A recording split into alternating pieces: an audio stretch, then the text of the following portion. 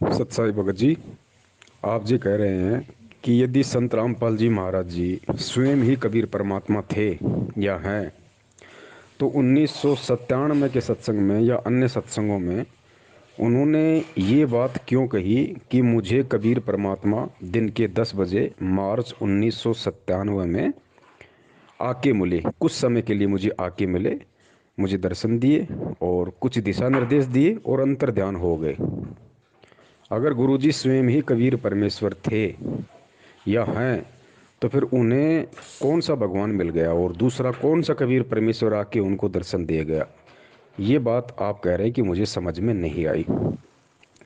भगत जी, यही सब बातें समझाने के लिए परमात्मा ने बार बार ये प्रार्थना की है सत्संगों के माध्यम से कि भाई सत्संग सुनते समय परमात्मा से प्रार्थना करनी चाहिए, एकाग्रचित होकर सत्संग सुनना चाहिए और सत्संग सुनने के बाद में अपने गुरुदेव के द्वारा सत्संगों में जो वचन कहे गए हैं उनके ऊपर चिंतन करना चाहिए। जब तक हम सुने गए सत्संगों पे चिंतन नहीं करेंगे तब तक हम उस सत्संगों के मर्म को, उनके रहस्यों को, उन संकेतों को हम समझ नहीं पाएंगे। गुरुजी खुद परमेश्वर हैं, औरों का मुझे नहीं पता, लेकिन मैं अपनी बात कर रहा हूँ। गुरुजी स्वयं ही कबीर परमेश्वर हैं, लेकिन वर्तमान में वो कबीर परमेश्वर एक भगत की भूमिका में भी है और भगत की भूमिका यदि परमेश्वर निभाएगा तो 101% पूरी तरह से निभाएगा, उसमें कोई त्रुटि नहीं छोड़ेगा। भगत की भूमिका में वो कभी भी अपने आप को परमेश्वर नहीं कहेंगे। ग्रीक साहिब से सतगुरु भय, सतगुरु से वैसाद, ये तीनों एक हैं, गति कछु अगम अगाध। ग्रीक साहिब से सतगुरु भय, सतगुरु से वै संत, धर धर वेख विशाल अंग खेल। तो 1997 में गुरुजी के द्वारा अपने आप को ये कहना कि मुझे कबीर परमेश्वर मिले, आप कह रहे हैं इसमें कितनी सच्चाई है?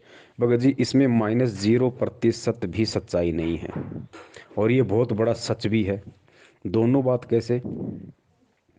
भगत की भूमिका में तो परमेश्वर ने अपने आप को अलग रखते हुए कह दिया कि 1997 में मुझे कबीर परमात्मा मिले। भगत जी, अगर वो परमात्मा अंतर्यामी मालिक अगर ये बात ना कहे कि 1997 में मुझे कबीर परमात्मा आके मिले, दर्शन दिए, दिशा निर्देश दिए और अंतर ध्यान हो गए, तो आप खुद विचार कीजिए भगत जी।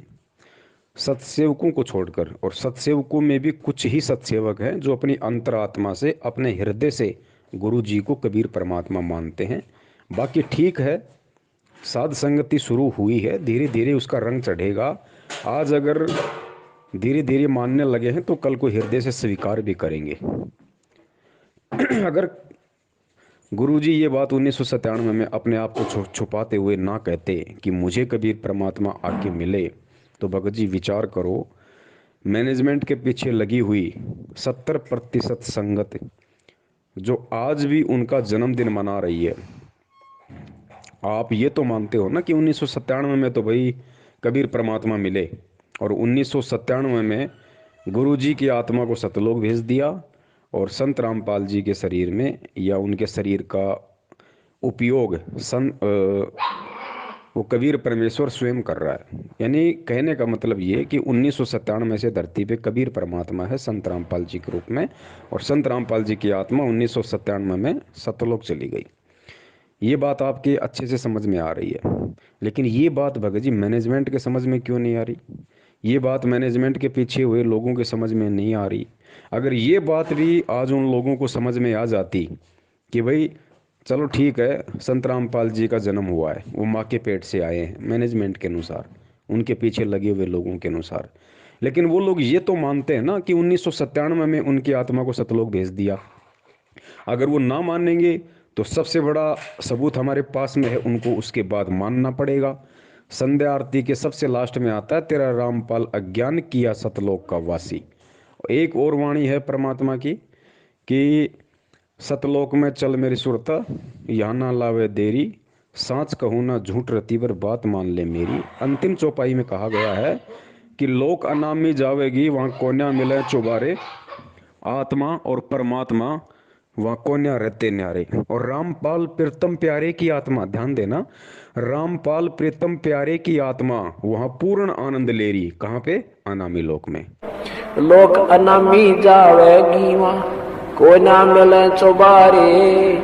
आत्मा और परमात्मा वहाँ, को ना रहते न्यारे। लोक अनामी जावेगी वहाँ, को ना मिले चौबारे। आत्मा और परमात्मा वहाँ, नहीं रहते न्यारे। रामपाल प्रीतम प्यारे की आत्मा वहाँ पूर्ण आनंद ले री। सच कहूँ ना झूठ रती भर, बात मान ले बे। तो मानना पड़ेगा इस वाणी के अनुसार, गुरु जी ने अपने मुख कमल से कही है, इस वाणी के अनुसार 100% उस व्यक्ति को मानना पड़ेगा जो संत रामपाल जी का भगत है, कि वास्तव में संत रामपाल जी महाराज जी 1997 में सतलोक गमन कर चुके हैं। फाइनल कि धरती पे संत रामपाल जी नहीं है, संत रामपाल जी के शरीर का उपयोग कबीर परमात्मा कर रहा है, जो अविनाशी है, अजन्मा है, स्वयंभू है, सतगुरु है, सारी सृष्टि का रचनहार है। तो 1997 में से यदि खुद वो कबीर परमात्मा जो माँ के गर्भ से जन्म नहीं लेता, यदि वो धरती पे प्रकट है, तो भाई 8 सितंबर 2019 को फिर किसका जन्मदिन मनाया गया? इस बात का जवाब भगत जी किसी के पास नहीं है, और ये इतिहास बन चुका है। आने वाले समय की आत्माएं इन्हीं बातों को बार बार विचार करके, चिंतन करके और भक्ति पे दृढ़ हुआ करेंगी कि देखो, गुरुजी के 24 घंटे शरण में रहने वाले, गुरुजी के बेटा बेटी कहलाने वाले, परमात्मा के रिश्तेदार कहलाने वाले इतना बड़ा धोखा खा गए। रोज वाणी का उच्चारण करते थे, रोज संध्या आरती करते थे कि तेरा रामपाल अज्ञान किया सतलोक का वासी, फिर भी उन मूर्खों के समझ में नहीं आई, क्योंकि वो परमेश्वर की विशेष आत्माएं होंगी। वो आप और हमारी तरह इतना मूर्ख नहीं होंगी, इतनी नीच नहीं होंगी, जो 1000 बार समझाने पर भी उनके समझ में नहीं आएगी। वो मिनी सतलोक में बैठी हुई वो आत्माएं होंगी जो आज वहाँ बीज रूप में हैं, और कल को परमेश्वर उन्हें सबको नीचे लेके आएंगे। वो बिल्कुल परिपक्व आत्माएं हैं। तो उन आत्माओं को ये सब बातें समझने में बिल्कुल भी समय नहीं लगेगा, क्योंकि उनके संस्कार बहुत मजबूत होंगे। जिस प्रकार 650 साल पहले आप और हमें बिल्कुल समझ में नहीं आया जब परमात्मा हाथी पे बैठ के गंगा जल की बोतल मुंह के लगा के और अपनी बेटी के कंधे पे हाथ रख के सरेआम बाजार में जा रहे थे, उस समय हमें समझ में नहीं आया। लेकिन जैसे ही हमारे भक्ति संस्कार कुछ मजबूत हुए और आज हमें जब परमात्मा वो कहानी बताते हैं, तो हम सिर पे थप्पे मारते हैं, हम कितने मूर्ख थे, हम कितने मंद बुद्धि थे।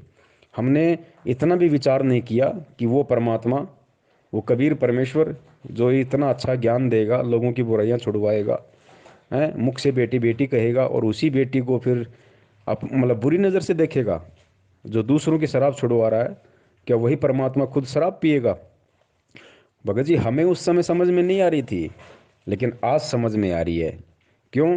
क्योंकि आज हमारे भक्ति संस्कार मजबूत हो चुके हैं।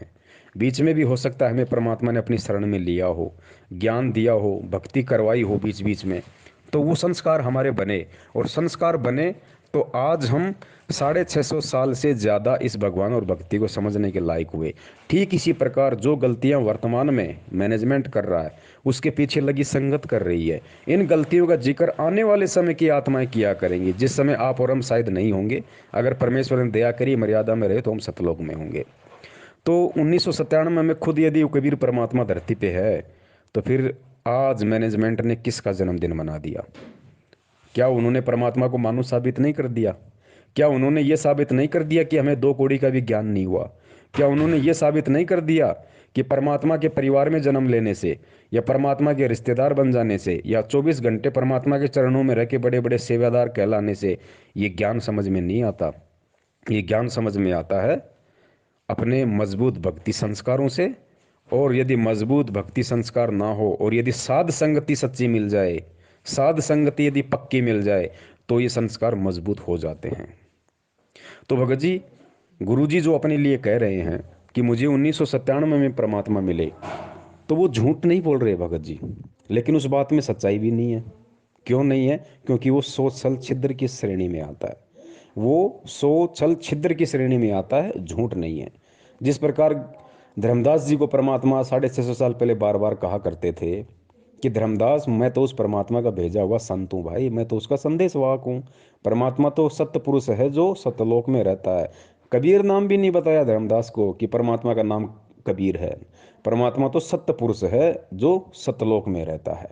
अगर ये कह देते कि परमात्मा का नाम तो कबीर है, तो कबीर रूप में तो परमात्मा खुद आए हुए थे कबीर नाम से, तो धर्मदास वैसे स्वीकार नहीं करता कि मुंह पे बोल रहा है, मेरे सामने खड़ा है, मेरे जैसे आडमास का है, और कहता है परमात्मा की देह नहीं होती, वो तेज पुंज का शरीर है, वो विदेह है, और खुद अपना नाम कबीर, और कह रहा है परमात्मा का नाम कबीर। धर्मदास जिंदगी में स्वीकार नहीं करता। विधेय इसलिए कहा इसको कि जैसे परमात्मा का भी शरीर था और धर्मदास का भी शरीर था, लेकिन परमात्मा विधेयी कहा करते, विलक्षण देही थी उनकी, साकार हैं, थे भी हैं भी, उस समय प्रकट थे, अब भी हैं। और इसी प्रकार इस मंत्र को विधेय मंत्र का, तो उसको समझाने के लिए परमात्मा ने सोच छल छिद्र करना पड़ा कि भाई धर्मदास, मैं तो उसका भेजा हुआ संदेश वाहक हूँ भाई। परमात्मा तो सत्य पुरुष है जो सतलोक में रहता है। तो झूठ थोड़ी बोल रहे थे भगत जी, परमात्मा उस प्यारी आत्मा को समझाने की कोशिश कर रहे थे। एक और उदाहरण आपको देता हूँ ठीक इसी प्रकार। गुरुदेव ने सत्संग में बताया था आदरणीय गरीबदास जी महाराज जी के विषय में, कि जब पंजाब का और राम राय, जिसको झुमकरा भी कहा जाता है, झुमकरा का अंग भी है सतग्रंथ साहिब में, तो पंजाब से चल के और राम राय जी उर्फ झुमकरा गरीबदास जी महाराज जी के दर्शन करने के लिए छुड़ानी आए। वो संत दर्शन को इतने ज़्यादा तड़प रहे थे, घर वालों से आके कहा कि भाई महाराज जी कहाँ हैं, दर्शन करने। घर वालों ने कहा जी कुछ पानी लो, जलपान लो, महाराज अभी आ जाते हैं। बोला नहीं जी, उनके दर्शन किए बिना मैं जलपान नहीं करूँगा। तो घर वालों ने कहा कि भाई महाराज जी खेतों की तरफ गए हुए हैं। बता दिया कि भाई इस तरफ खेत हैं, ऐसे ऐसे हैं, वहाँ महाराज जी मिलेंगे। तो उनको इतनी तड़प थी उनसे मिलने की, वो जो राम राय था वो सीधा खेतों की तरफ अकेला ही चल दिया। परमात्मा जानी जान थे, अंतर्यामी थे। अब उधर से आदरणीय गरीबदास जी महाराज जी चलते हुए आ रहे थे। अब झुमकरान ने तो साधु की जो पहचान थी अपने मन में, वो उस तरह की बैठा रखी थी कि भाई या तो बहुत बड़ी दाढ़ी वाला होगा, या बहुत बड़ी जटा होगी, भगवा वस्त्र होगा, या गले में 15-20 रुद्राक्ष की माला होंगी। उस हिसाब से वो परमात्मा का जो रूप था अपने मन में बसाए हुए था। तो परमेश्वर अंतर्यामी थे, उनको पता था कि ये मुझसे पूछेगा, और पूछते अगर मैंने कह दिया भाई मैं ही गरीबदास हूँ, तो भाई मैं तो बिल्कुल सीधा साधा, जैसे जाट हरियाणा में रहता है उस हिसाब से भाई धोती कुर्ता था बिल्कुल, ना कोई दाढ़ी, ना कोई किसी प्रकार की मूछ, ना कोई और कोई फालतू की कोई माला जनेऊ। तो ये आत्मा तुरंत यहाँ से वापस पंजाब के लिए निकल लेगी, इस आत्मा का मतलब आना व्यर्थ हो जाएगा। तो राम राय चले जा रहे थे, सामने से गरीबदास जी महाराज जी आ रहे थे। तो राम राय ने पूछा भाई इधर गरीबदास जी महाराज जी का खेत कौन सा है, मुझे उनसे मिलना है, और मैंने सुना था कि वो खेतों में है। तो गरीबदास जी महाराज जी ने क्या कहा भगत जी, परमेश्वर ने क्या जवाब दिया, सुनना इस बात को। गरीबदास जी महाराज जी ने कहा कि भाई अब वो घर की तरफ जा रहे हैं। राम राय ने कहा नहीं जी, मैंने सुना है वो खेतों की तरफ हैं, अपने खेत में हैं। तो गरीबदास जी ने कहा कि नहीं भाई, अब वो घर की तरफ जा रहे हैं, आओ मैं तुम्हें मिलाता हूँ, घर की तरफ जा रहे हैं। भगत जी वहाँ कितना बड़ा संकेत दिया था परमात्मा ने, गरीबदास जी ने, कि भाई अब वो घर की तरफ जा रहे हैं। तो कौन जा रहा था घर की तरफ? खुद गरीबदास जी महाराज जी ने अपने विषय में कहा कि भाई मैं ही गरीबदास जी महाराज हूँ, और अब मैं घर की तरफ जा रहा हूँ। लेकिन उन्होंने संकेत में कही ये बात कि भाई वो पहले खेतों में थे, अब वो घर की तरफ जा रहे हैं। साधु दर्शन राम का, ईश्वरीय दर्शन होता है। संत इतना उतावला हो कहता है कि मुझे रास्ता बताइए, मैं खेत में मिल लूंगा भगवान से। तो उन्होंने कहा कि नहीं, आप यहीं रुकिए, अगर नहीं मुझे रास्ता बताइए। तो उन्होंने रास्ता बता दिया कि इस प्रकार पश्चिम में, ये दक्षिण की तरफ आप जाइए, रास्ता खेतों में जाने का, और वहां से आप रास्ते में एक रहट मिलेगा, रहट के पास एक झोपड़ी है, उसमें महाराज मिलेंगे। वो चल पड़ा। तो बंदी छोड़ रास्ते में आ रहे थे। गरीबदास महाराज की वेशभूषा के थी कि धोती और कुर्ता, जैसा आम हरियाणे की वेशभूषा है व्यक्ति पहनते हैं, उस भाव में था, आ रहे थे। तो उसने, राम राय ने बंदी छोड़ से पूछा कि भाई मैंने महाराज गरीबदास का स्थान बताइए। बताते ही इधर खेतों में रहते आए हुए।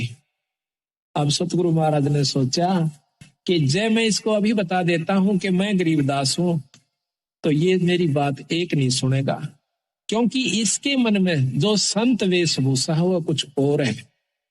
वो क्या सोच का आया था कि बहुत बड़े संत होंगे, सिर पर दाढ़ी बड़ी हुई होगी, लंबी जटा होगी, हाथ में कोई त्रिशूल होगा, कोई कपड़े होंगे तो गेरुआ होंगे, और नहीं होंगे तो तन पे एक लंगोटी होगी, एक कपड़ा छोटा सा होगा, और शरीर पर राख मसड़ रखी होगी। तो सतगुरु ने सोचा कि कहीं इस बेचारे का आना असफल ना हो जाए।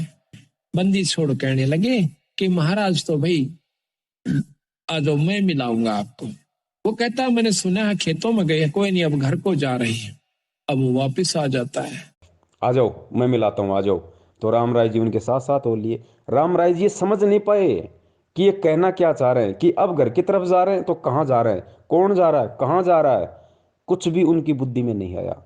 और वो उनके पीछे पीछे हो लिए कि चलो भाई ये कह रहे हैं, ये जानते होंगे, वो चले गए होंगे मेरे से पहले, या कहीं और से साइड वाइड से कहीं चले गए होंगे। तो भगत जी ये संकेत हमने समझना है। तो क्या गरीबदास जी महाराज जी वहाँ पे झूठ बोल रहे थे? उन्होंने झूठ नहीं बोला भगत जी, क्योंकि वो स्वयं परमात्मा थे। और स्वयं उन्होंने कहा कि अब वो घर की तरफ जा रहे हैं, पहले खेतों में थे अब घर की तरफ जा रहे हैं। अब राम राय नहीं समझ पाया इस बात को, तो भगत जी उसमें परमात्मा का क्या दोष? और परमात्मा ने झूठ भी नहीं कहा। तो भगत जी इसी प्रकार सन 1997 में परमात्मा ने उन आत्माओं के अंदर भक्ति की एक अलग जगाने के लिए, भगवान पे विश्वास बनाए रखने के लिए, कि मालिक को पता था कि सत्सेवकों को छोड़ के, जो मेरे ज्ञान आधारी बच्चे हैं उनको छोड़ के बाकी जो संगत है वो काल प्रेरित होगी और मैनेजमेंट खुद उनका संचालन करेगा। अगर ये 1997 वाली बात यदि आज मैंने सन 2005 में गहरी नज़र गीता में पेज नंबर 538 पे शायद अगर मैंने नहीं लिखी, तो जो मैनेजमेंट के पीछे लोग लगे होंगे उस समय, वो भी मुझे बिल्कुल परमात्मा नहीं मानेंगे। वो कभी मुझे परमात्मा के रूप में स्वीकार नहीं करेंगे। कम से कम वो 1997 वाली उस घटना को पढ़ के थोड़ा बहुत तो यकीन कर लेंगे कि भाई हाँ, संत रामपाल जी तो भगवान नहीं थे, वो तो 1997 में सतलोक चले गए।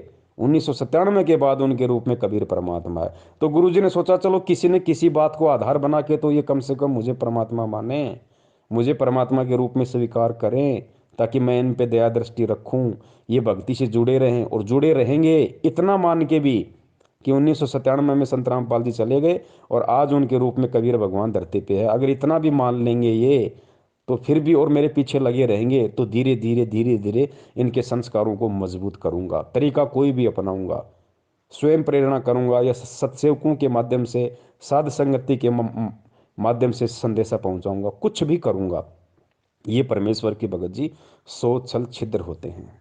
और दास ने पहले ही बताया था, अगर 1951 में यदि संत रामपाल जी महाराज जी परमात्मा नहीं होते, पहली बात तो ये कि परमात्मा कोई आगे जाके परमात्मा नहीं बनता भगत जी। परमात्मा अजन्मा होता है, परमात्मा आदि अंत एक समान होता है। अगर किसी को लगता है कि 1997 में ही संत रामपाल जी के रूप में धरती पे कबीर परमात्मा प्रकट है, तो ये उनकी बहुत बड़ी गलतफहमी है। क्योंकि परमात्मा परमात्मा होता है और वो परमेश्वर 8 सितंबर 1951 से ही कबीर परमात्मा है। अगर वो 8 सितंबर 1951 से ही कबीर परमात्मा नहीं होते, तो भैया 8 सितंबर 1971 को जय गुरुदेव के पंथ संचालक श्री तुलसीदास जी ने जो भविष्यवाणी की थी, कब की थी? 1971 में, कि आज वो महापुरुष जो विश्व पटल पे भारत के मानचित्र को बदल के रख देगा, जिसका एक झंडा होगी, जिसकी एक भाषा होगी, आज वो महापुरुष पूरे 20 वर्ष का हो चुका है। तो भाई यदि संत रामपाल जी महाराज जी का 1951 में जन्म हुआ था, माँ के पेट से आए थे, आप और हमारे जैसे सामान्य व्यक्ति थे, भगत थे, तो जय गुरुदेव ने किसको महापुरुष कहा? 1971 में ही जय गुरुदेव ने किसको महापुरुष कह दिया कि वो महापुरुष आज पूरे 20 वर्ष का हो चुका है? भगत जी इस बात पे विचार करो।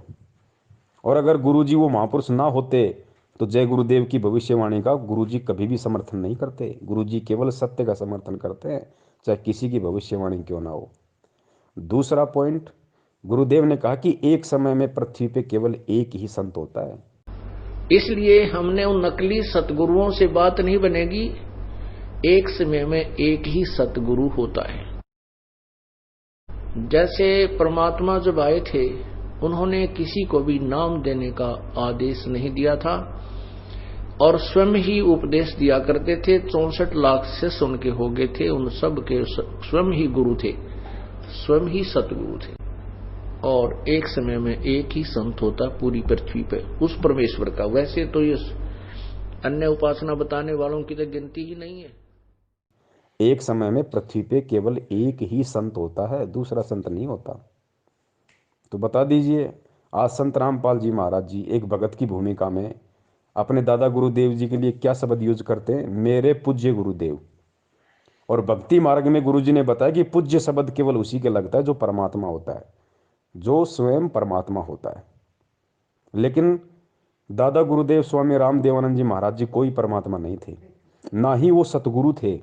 वो सतगुरु भी नहीं थे भगत जी, और ना ही वो परमात्मा थे। वो केवल एक भगत थे, इससे ज़्यादा कुछ नहीं थे।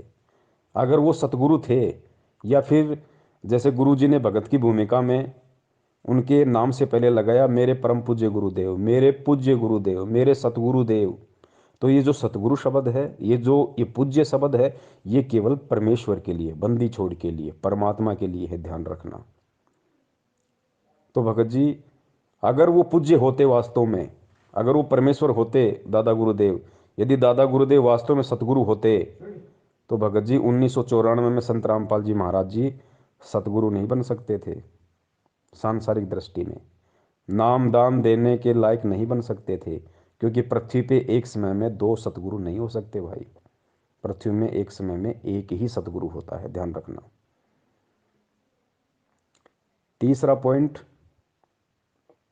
बहुत अहम है और इसको हमने भगत जी समझना पड़ेगा। बगैर समझे हम इसकी गहराई में नहीं जा पाएंगे।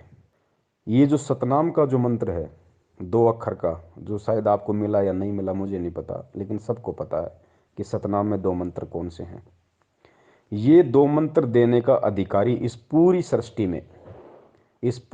सृष्टि में सतनाम मंत्र देने का अधिकारी गुरु बनकर, सतगुरु बनकर यदि कोई दे सकता है तो केवल बंदी छोड़ कबीर साहब दे सकता है, और कोई भी व्यक्ति सतनाम का मंत्र किसी को नहीं दे सकता, और ना ही ये प्रथम नाम जो है, 5 नाम, ये कोई दे सकता भगत जी, कोई नहीं दे सकता।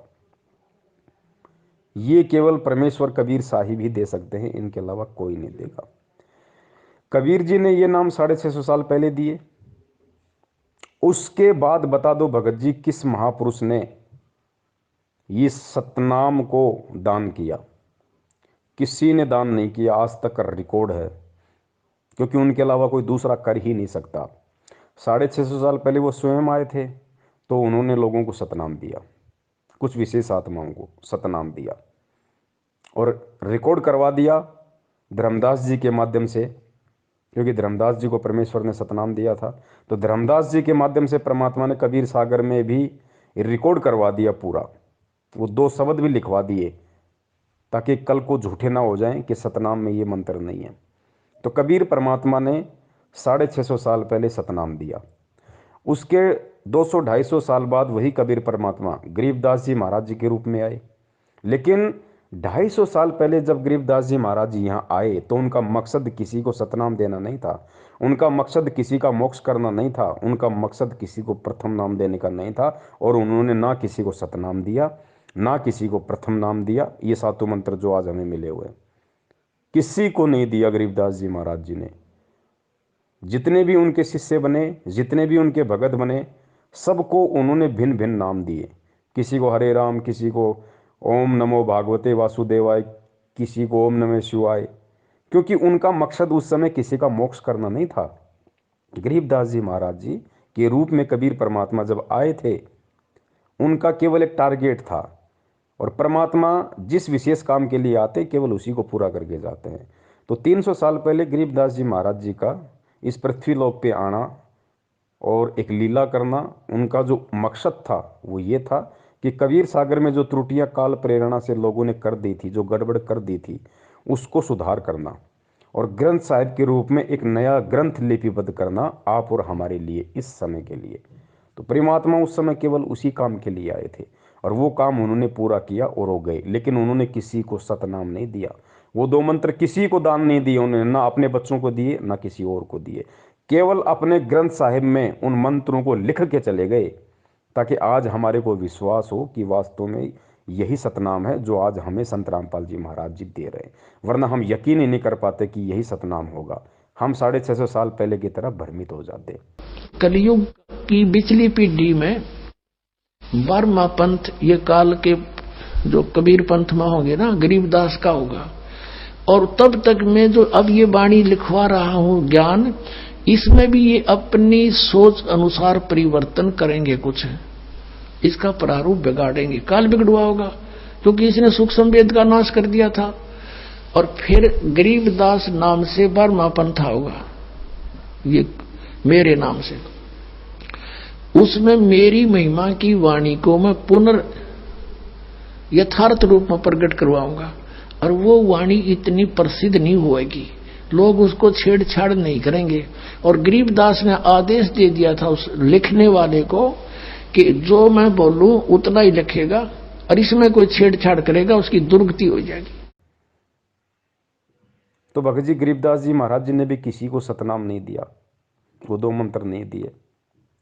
और आज वर्तमान में संत रामपाल जी महाराज जी और कबीर साहिब जी के बीच में जितने भी महापुरुष हुए हैं जिनका जिक्र गुरु जी करते हैं, चाहे धर्मदास जी हो, चाहे गरीबदास जी हो, चाहे नानक जी हो, मलुकदास जी हो, घीसा दास जी हो, कितने भी महापुरुष हुए हैं भगत जी, उन सबको परमात्मा ने ये सतनाम दिया। लेकिन उनमें से किसी को भी आगे सतनाम को दान करने का आदेश नहीं दिया।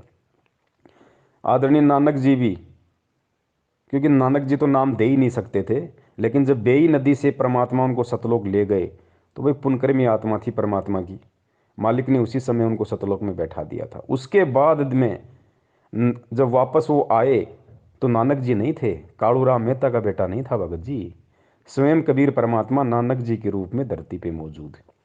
और नानक जी कितने वर्ष तक रहे, उतने वर्ष तक परमात्मा ने नानक जी के रूप में लीला की। नानक जी के वो शरीर, वो चोला धारण किया परमात्मा ने, नानक जी वाला, और पूरे समय उन्होंने लीला की। और नानक जी के रूप में भी वो कबीर परमात्मा वाहे गुरु ही नाम देता रहा, लेकिन सतनाम किसी को नहीं दिया। लेकिन आज हमें विश्वास हो कि वास्तव में यही सतनाम है, नानक जी के माध्यम, मतलब नानक जी के रूप में उन्होंने गुरु ग्रंथ साहिब में वो मंत्र लिख दिए, ताकि हमें आज हमें विश्वास हो। अब बहुत सारे भाई कहते हैं भाई ये कैसे हो सकता, नानक जी के रूप में कबीर परमात्मा, ये तो नहीं हो सकता, हमने गुरु जी के मुख से सुना ही नहीं। अरे गुरु जी नहीं बताएंगे भाई, गुरु जी ने जो बताना था वो सब कुछ खोल के बता दिया। अब गुरु जी के सत्संगों का निष्कर्ष आपने निकालना पड़ेगा।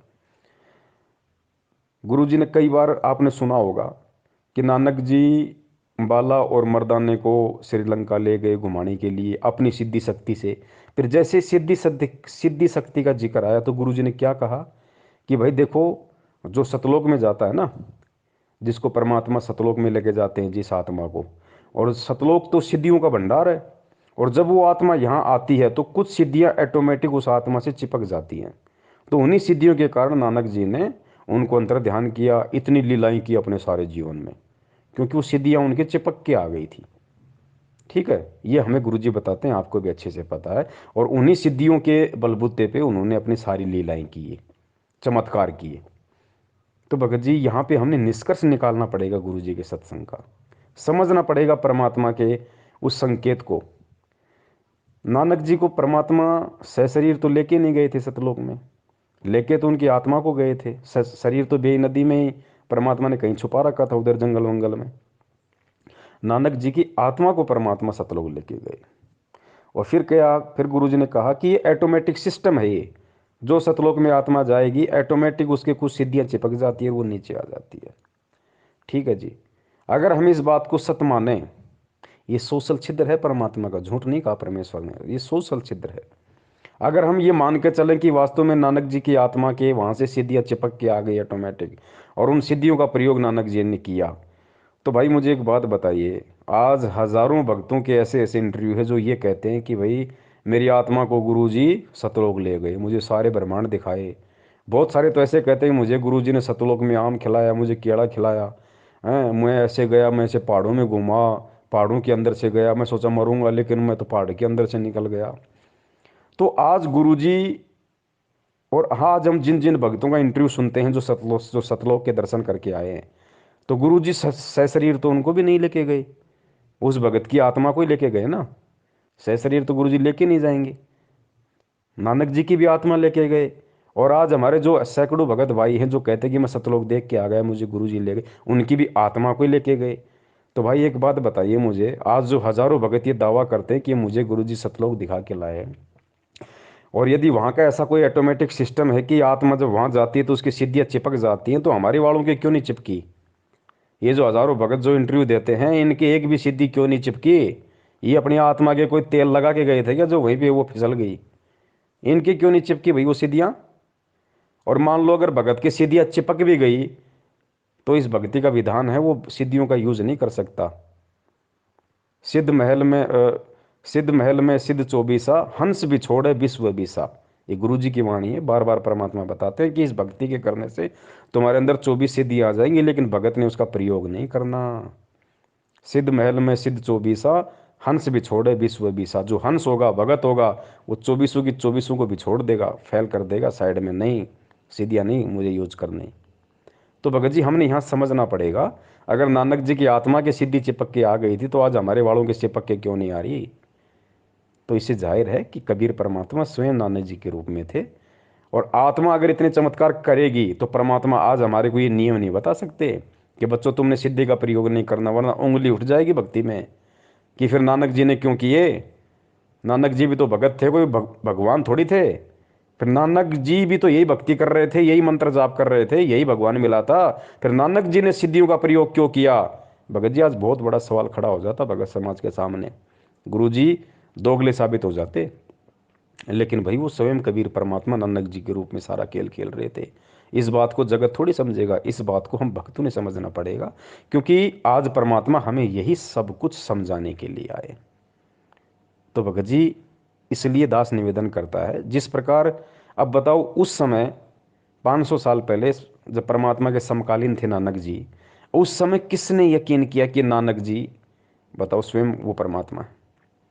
किसी ने यकीन नहीं किया भगत जी, क्योंकि वो उसी तरीके से अपना खेल खेल रहे थे, उसी तरीके से अपनी लीला कर रहे थे परमात्मा। क्योंकि कुछ सिद्धियां नानक जी के अंदर पहले से भी थी, कुछ पूर्व भक्ति की उसके ऐसे संस्कार थे जिस वजह से वो बेई नदी में वो उन्होंने डुबकी मारी, क्योंकि वो मछली बन जाना जानते थे, वो मछली बनना जानते थे। इसलिए उन्होंने कहा था कबीर जी को कि मैं तब विश्वास करूंगा जब मैं डुबकी लगाऊंगा और आप मेरे को पकड़ के दिखा देना। तो नानक जी में परमात्मा के मिलने से पहले भी सिद्धियां थी, लेकिन परमात्मा से मिलने के बाद, परमात्मा से दीक्षा लेने के बाद, चाहे सिद्धियां हो या ना हो, भगत सिद्धियों का प्रयोग नहीं कर सकता। तो नानक जी को परमेश्वर ने सतलोक भेज दिया था, उसके बाद खुद उनके शरीर में थे भगत जी। अब ये समय भगत जी, अब आप सोचिए बड़े भाई, जब स्वयं कबीर परमात्मा ने 650 साल पहले मंत्र दिए और आज खुद वो परमात्मा मंत्र दे रहा है सतनाम का, तो भगत जी परमात्मा ने जब आज से पहले, और ये चारों युगों का इतिहास उठा के देख लो भगत जी, परमात्मा ने स्वयं ही, चाहे वो किसी संत के रूप में आए हो या चाहे स्वयं आए हो भगत जी, परमात्मा ने स्वयं ही ये मंत्र लोगों को दान किए हैं। दूसरा कोई मंत्र दान नहीं कर सकता, कोई नहीं कर सकता। जैसे परमात्मा जब आए थे उन्होंने किसी को भी नाम देने का आदेश नहीं दिया था और स्वयं ही उपदेश दिया करते थे। 64 लाख शिष्य उनके हो गए थे, उन सब के स्वयं ही गुरु थे, स्वयं ही सतगुरु थे। और एक समय में एक ही संत होता पूरी पृथ्वी पे उस परमेश्वर का। वैसे तो ये अन्य उपासना बताने वालों की तो गिनती ही नहीं है। अब कोई कहेगा भाई मीराबाई को कैसे रविदास जी से मंत्र दान करवा दिए, तो इस बात को भी हमने गुरु जी के ज्ञान को आधार बना के समझना पड़ेगा। मीराबाई को रविदास जी ने नाम दीक्षा नहीं दी थी। आपने गुरु जी के मुख से भी सुना होगा कि भाई मीराबाई से नाम लिया, कबीर जी ने कहा कि जा भाई रविदास जी से नाम ले ले, तो मीराबाई जाके रविदास जी से नाम ले आई। लेकिन यहाँ गुरु जी जो बात हमें समझाना चाह रहे हैं पुण्यात्माओं, परमात्मा एक सांसारिक दृष्टि से सत्संग करेंगे, वरना दुनिया विरोध खड़ा कर देगी।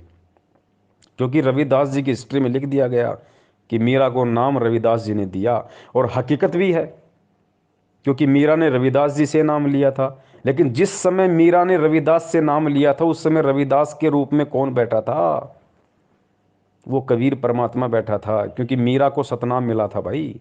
मीरा को प्रथम नाम ओरिजिनल मिला था, जो आप और हमारे को मिला है। भले ही आगे पीछे के 2 मंत्र ना मिले हों प्रथम नाम के, लेकिन बीच के 5 नाम और सतनाम मीरा को मिले थे। तो ये कौन दे सकता है ये नाम? ये रविदास नहीं दे सकता था, वो भगत था। कबीर परमात्मा ने वो नाम दिए भाई, कबीर परमात्मा ने। रविदास जी को तो मालूम भी नहीं मैंने कब मीरा को नाम दे दिया, कब क्या लीला हो गई। ठीक इसी प्रकार जिस प्रकार पांडवों का यज्ञ सफल करने के लिए परमात्मा ने अपने भगत सुपथ सुदर्शन में प्रेरणा करके और 15 दिन के टूर पे भेज दिया, और स्वयं झोपड़ी में सुपथ सुदर्शन जी का रूप बना के परमात्मा बैठ गया और जाके पांडवों की यज्ञ सफल कर दी। और सुपथ सुदर्शन को आजीवन नहीं पता चला कि मेरे रूप में परमात्मा पांडवों का यज्ञ सफल करके आ गए। अब दुनिया क्या समझ रही है कि सुपथ सुदर्शन ने, उस वाल्मीकि ने, उस भगत ने पांडवों का यज्ञ सफल किया, पांडवों का यज्ञ बजाया।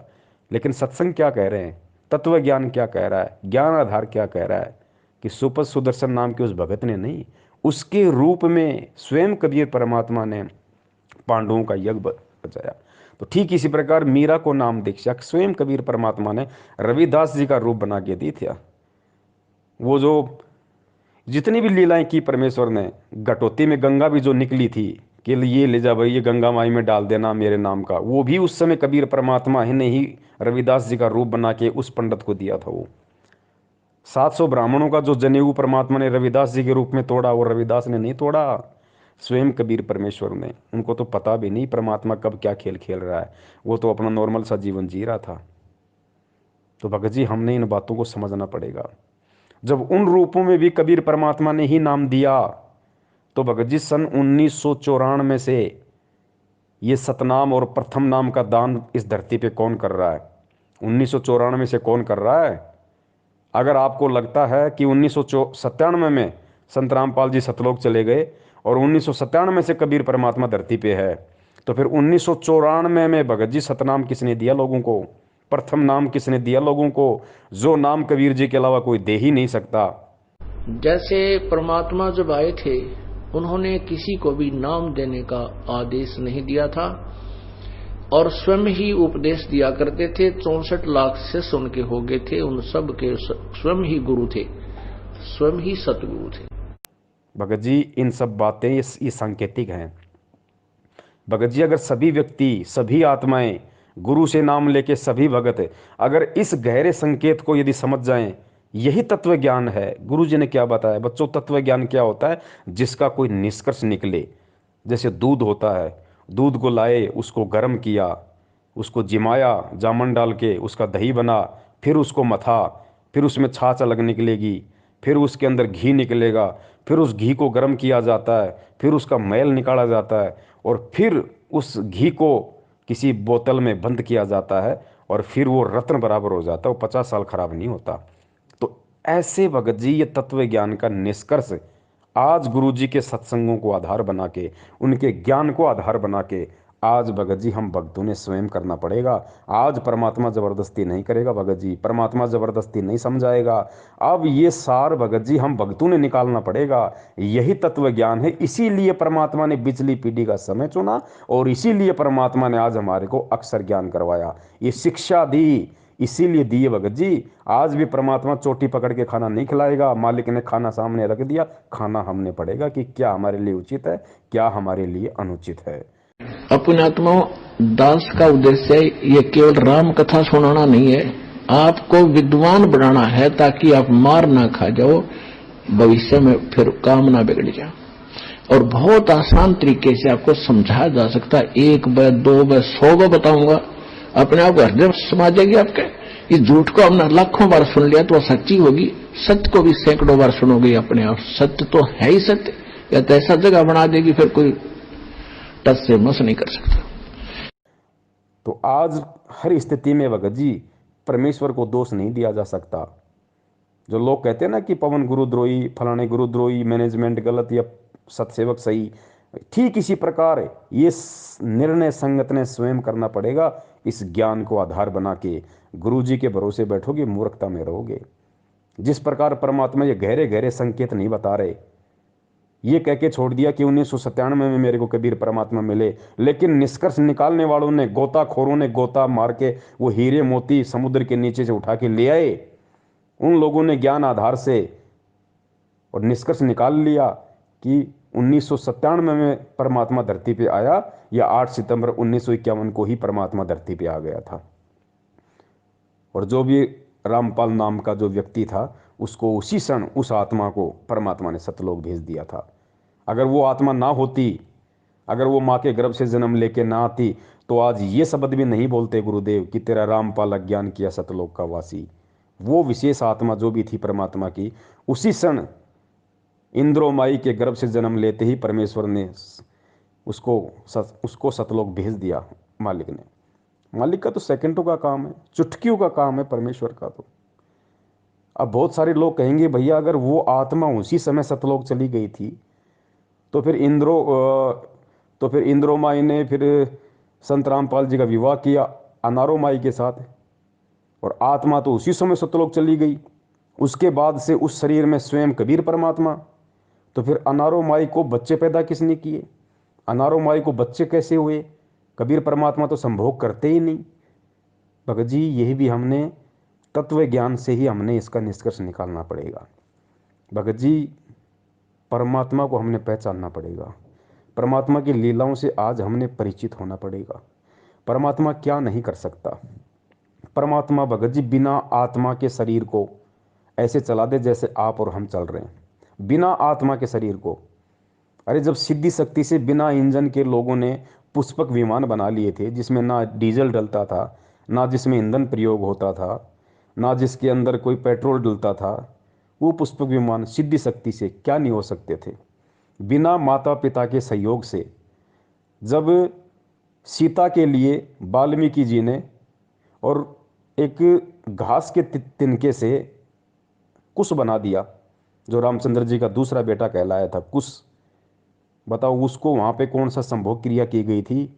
सीता जी के साथ में किसने संभोग क्रिया की थी भैया? किसने शारीरिक संबंध बनाए थे? कौन से माता पिता के रज और बीरज से वहाँ पे वाल्मीकि जी ने कुश को बनाया था? अरे गोरखनाथ जी का जन्म गोबर में हुआ, कौन से माता पिता के सहयोग से हुआ भैया?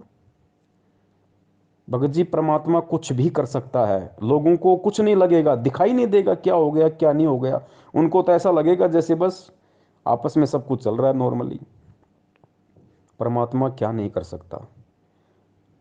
अरे आटा पीसने की चक्की है, सबको पता है, या तो हाथ से चलाओगे तब चलेगी, या जैसे वो पवन चक्की आती है भाई, वो बड़े बड़े पंख होते हैं, फिर हवा का वेग होता है, वो घूमता है, फिर नीचे उसके कोई सिस्टम लगता है, तब वो चक्की पीसेगी, तब या तो उससे लाइट बनेगी या उससे आटा पीसेगा। या आजकल जैसे मोटर आ गई, आप जब तक मोटर नहीं लगाओगे, लाइट नहीं लगाओगे, तब तक वो चक्की नहीं चलेगी, आटा नहीं पीसेगा। ये बिल्कुल सर्वदा सत्य है। लेकिन इब्राहिम सुल्तान ने जब 300 साधुओं को जेल में डाल दिया, और उस समय परमात्मा भी जेल में चले गए, और परमात्मा ने अपनी शक्ति से बस छड़ी को यूँ घुमाया था, बस दूर खड़ा होके 300 चक्कियाँ अपने आप चलने लग गई, और वो सैनिक उसके अंदर गेहूँ डाल रहे हैं, कणक डाल रहे हैं, आटा पिस रहा है। बताइए भाई साहब, कौन सी मोटर लग गई थी? कौन अपने हाथ से चक्की घुमा रहा था? कौन सा वहाँ पे टरबाइन लगा हुआ था जो पवन चक्कियाँ चल रही थी? उधर से परमात्मा वहां पहुंच गए जेल में, जहां उसके बच्चे 360 चक्की पीस रहे थे। अब वहां जाकर के उन पहरेदारों से कहा, पुलिस वालों से, कि भाई मेरी भी सजा कर दी तुम्हारे राजा ने। वो बोले तू अच्छा भला आदमी, आप पे आ गया? कहाँ पे आ गया? मैं तो भाई राजा तो डर लग गया। बोला ठीक है बैठ अंदर। वो बैठा दिया और कहा ये चक्की पकड़। तो परमात्मा खड़े हो गए, कहने लगे भाई देखो, एक काम करेंगे हम, चाहे तो चक्की चलवा लो और चाहे इसमें तुम कणक डालो, एक काम तुम करोगे, काम करेंगे। और सबको कह दिया बंद कर दो भाई। अब सैनिकान सोचे अच्छा क्रांतिकारी है, इसने सट्राई करवा दी। कहने लगे बात उन्हें सोची, पुलिस वाला ने सोची कि लाइन नसीब दे कराएंगे आज। पहले 2 घंटे 4 घंटे चक्की चलवाते थे, सारा दिन चलवाएंगे। कहा कि हम कनक डालेंगे और तुम चक्की चलाओ। परमात्मा बोले ठीक है, पोजीशन पकड़ो, आप आओ सारे, तैयार हो जाओ, कणक ले गए। एक अच्छा हो गए तैयार। परमात्मा एक सोटी ले रहे थे, डंडी सी, अपनी चाकी के उस डंडे का लगा दी, चल बच्चा पीस देन काटा। तो वो सारी चक्की 360 की 360 खखा उठा दिया, जैसे बिजली वाली चल रहे हैं। अब उन सभी से कहा कि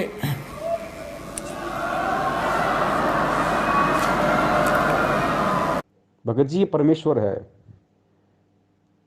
ये कुछ भी कर सकता है, असंभव शब्द इसकी डिक्शनरी में नहीं है। लोगों को तो ये लगा कि भाई रामपाल जी हैं ये, और अनारो माई के साथ इनके संपर्क, और माई भी बिल्कुल, माई को महसूस ही नहीं, माई सोच ही नहीं सकती, आज भी नहीं सोच सकती माई। और बिल्कुल माई ने जो महसूस किया होगा कि हाँ मेरे पति ने मेरे साथ ऐसे ऐसे शारीरिक संबंध बनाए, बिल्कुल जैसे आप और हम बनाते आए, ऐसा ही हुआ माई के साथ। लेकिन वो कबीर परमात्मा थोड़ी थे भाई। कबीर परमात्मा तो ऐसे ऐसे हजार रामपाल रूप बना दे, लाखों रामपाल जी के रूप बना दे ऐसे ऐसे, माई को पता नहीं चले। एक माई के साथ है सदा से, एक अपना सारा खेल खेल रहा है, लोगों को केवल एक ही दिखाई देता है।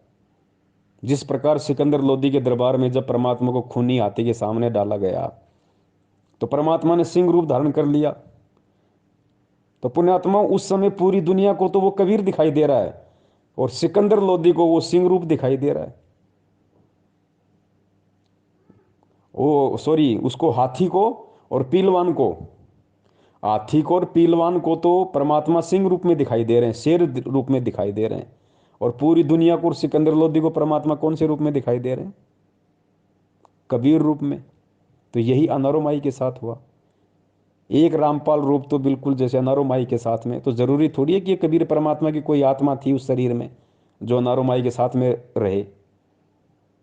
पुण्यात्माओं, इन चीज़ों को हमने समझना पड़ेगा। परमात्मा एक ही समय में लाखों लीलाएं कर सकता है, लाखों खेल खेल सकता है परमात्मा। परमात्मा एक ही समय में आपके बाप की भूमिका भी कर देगा, आपकी बहन की भूमिका भी कर देगा, आपके बेटे की भूमिका भी कर देगा, और स्वयं आपकी भूमिका भी कर देगा। अब बताओ कौन पहचान ले उस परमात्मा को? सिकंदर लोदी को परमात्मा ने विराट रूप दिखाया दिल्ली के दरबार में, ऊपर तक देखा परमात्मा को और छोर नहीं, पैरों में गिर गया, गिड़गिड़ाने लगा, और दुनिया को वही 5-6 फुट का वो कबीर दिखाई दे रहा है। तो पुण्यात्माओं, ये कबीर परमेश्वर है धरती पे, और ये भक्ति विश्वास की है। गुरुजी हर चीज़ को खोल के नहीं बताएंगे। अगर आज भी हर चीज़ को खोल के बताएंगे तो फिर हमारी बुद्धि कहाँ गई? फिर ये शिक्षा देने का क्या फ़ायदा? ये 650 साल से परमात्मा डंडे मार मार के ज्ञान वाले आज फिर हमें यहाँ क्यों लेके आए? आज भी अगर हम लातों के भूत बनेंगे फिर इस शिक्षा का क्या फ़ायदा? उन युगों युगों के भक्ति संस्कारों का क्या फ़ायदा फिर? तो पुण्यात्माओं, इसीलिए परमात्मा ने सत्सेवकों को निमित्त बना के ये लाइव साध संगति, लाइव संघ का समाधान का सिस्टम संगत में चलवाया है। और यकीन मानना, इसमें कोई पवन दास का श्रेय नहीं है, कोई पवन दास का योगदान नहीं है, पवन दास का -0% भी इसमें कोई रोल नहीं है। सिर्फ दास एक लाउड स्पीकर है, सारी प्रेरणा उस परमात्मा की है टोटली। वो क्या बुलवाएंगे क्या नहीं बुलवाएंगे, मैं क्या सोच के बैठता हूँ कि आज मैं क्या बोलूँगा, लेकिन मैं भूल जाता हूँ कि मैंने क्या कुछ सोचा भी था क्या, और परमात्मा क्या से क्या मैटर शुरू करवा देते हैं। लाइव संघ का समाधान फेसबुक पे 5-5 घंटे, 4-4 घंटे। और पुण्यात्माओं, ये सतगुरु की शब्द शक्ति है। जो 4 घंटे आप लोग लगातार देख रहे हो और आपको लगता है कि 4 घंटे हो गए, हमें तो मालूम ही नहीं पड़ा, दास को भी नहीं लगता भाई 4 घंटे कैसे निकल गए। और 4 घंटे पुण्यात्माओं, आप गुरु जी के सत्संग सुन के देख लो, खुद उस कबीर परमात्मा के गुरु जी के मुख कमल से 4 घंटे मोबाइल पे आप सत्संग सुनो, आप 1 घंटे में 3 बार तो बाथरूम करने चले जाओगे। और आज उसी कबीर परमात्मा ने अपने बच्चे के शब्द में इतनी शक्ति दे दी कि 4-4 घंटे उसी परमात्मा के ज्ञान को आधार बना के फेसबुक पे लाइव चल रहा है, और कोई बाथरूम करने भी नहीं जाता। तो पुण्यात्माओं, ये क्या है? ये विचार करो, खुद आपकी आंखों के सामने है। और कोई मेरे बाप का ज्ञान नहीं, कोई मेरे दादा का ज्ञान नहीं, कोई किसी दूसरे संत का ज्ञान नहीं, खुद गुरु जी के सत्संग, गुरु जी के सत्संगों को आधार, और 4-4 घंटे हम सभी भाई बहन बैठे रहते हैं, कोई बाथरूम भी नहीं जाता, और ये लगता है कि 4 घंटे हो गए, हमें मालूम ही नहीं पड़ा। तो ये खेल परमात्मा खेलता है समझाने के लिए, क्योंकि हम उस आए हुए परमात्मा को इतना महत्व नहीं दे पाते, लेकिन उसी परमात्मा के द्वारा कही गई बातों को यदि कोई तीसरा व्यक्ति बोल दे तो उस बात को लोग ज़्यादा महत्व दे देते हैं। लेकिन परमात्मा चाहता है कि चाहिए कुछ भी महत्व दें, कुछ भी करें, ये मेरे ज्ञान पे टिके रहें, ये सच्चाई से जुड़े रहें, भगवान और भक्ति पे इनका विश्वास बना रहे पुण्यात्माओं। वरना ऐसी स्थिति में तो कोई भी कब का गुरु बन के बैठ जाता, लेकिन अब ऐसा संभव नहीं है। परमेश्वर ने अपनी आत्माओं के हृदय में तत्व ज्ञान रूपी बीज डाल रखा है। अगर मेरे जैसा कोई दुष्ट, कोई नालायक यदि ऐसी गंदी सोच भी सोच लेगा, उसी क्षण परमात्मा उठा के दूर कर देंगे। और सामने वाले जो बच्चे हैं परमात्मा के, जो संगत है, वो कदापि स्वीकार नहीं करेगी, बिल्कुल कदापि स्वीकार नहीं करेगी। कुछ मूर्ख होते हैं, उनकी कह नहीं सकते, जैसे कोई संजय के पीछे लग गया, कोई अपना और कहीं सेट हो गया। बाकी अब परमात्मा नकली संतों के, पंथों के चिमटे उखड़वाने आए हैं। नया चिमटा नहीं गड़ेगा किसी का, चाहे कोई कितना ही खुश हो ले अपना चिमटा गाड़ के, संजय जैसा या मैनेजमेंट जैसा, चिमटे इनके उखड़ेंगे अब। तो भाई परमेश्वर दया करें, धरती पे मालिक है। 8 सितंबर 1951 से धरती पे प्रकट है, विद्यमान है। खेल परमात्मा कोई भी खेल सकता है भगत जी, कुछ भी खेल खेल सकता है, समर्थ है। देखो कई लोग कहते हैं कि भाई गुरु जी माँ के गर्भ से नहीं आ सकते, गुरु जी जन्म नहीं ले सकते। अरे क्यों नहीं ले सकते भाई पुण्यात्मा, ये भी हमने समझना पड़ेगा। हालांकि आज परमात्मा माँ के गर्भ से जन्म लेके नहीं आया, लेकिन क्या वो आ नहीं सकता? 100 बार आ सकता है। वो समर्थ है, समर्थ उसी को कहते हैं जो क्या नहीं कर दे। लेकिन वो परमात्मा के जो गुण है, उन गुणों में लिखा हुआ कि परमात्मा कभी माँ के गर्भ से जन्म नहीं लेता, तो वो परमात्मा जन्म लेगा नहीं। बाकी कोई ये कहे कि ले नहीं सकता, वो गलत हो जाएगा। परमात्मा तो कुछ भी कर सकता है, लेकिन वो लेगा नहीं। अब आज हमें यकीन क्यों नहीं हो रहा?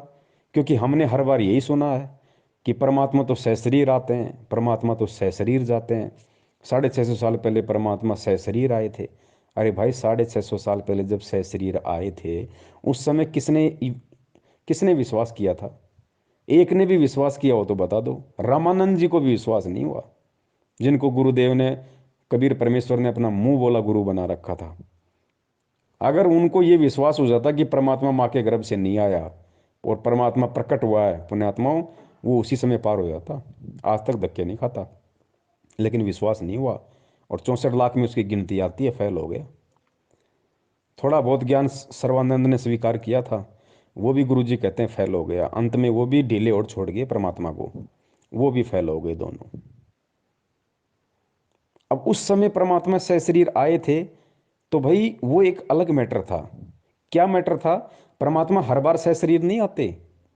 सशरीर कौन सा? जिस प्रकार काशी में आए थे एक शिशु रूप बना के। हर बार परमात्मा वो लीला नहीं करते। वो लीला केवल परमात्मा ने हर युग में एक बार करनी पड़ती है, केवल एक बार। उसके बाद परमात्मा सशरीर प्रकट होते हैं, लेकिन शिशु रूप में प्रकट नहीं होते, फिर वो संत रूप में प्रकट होते हैं फिर। और वो लीला परमात्मा ने चारों युगों में सशरीर कमल के फूल पे बच्चे के रूप में प्रकट होना पड़ता है, केवल एक मकसद से, और कोई मकसद नहीं है। नहीं तो परमात्मा को कोई जरूरत नहीं है शिशु रूप धारण करके प्रकट होने की, कोई जरूरत नहीं है।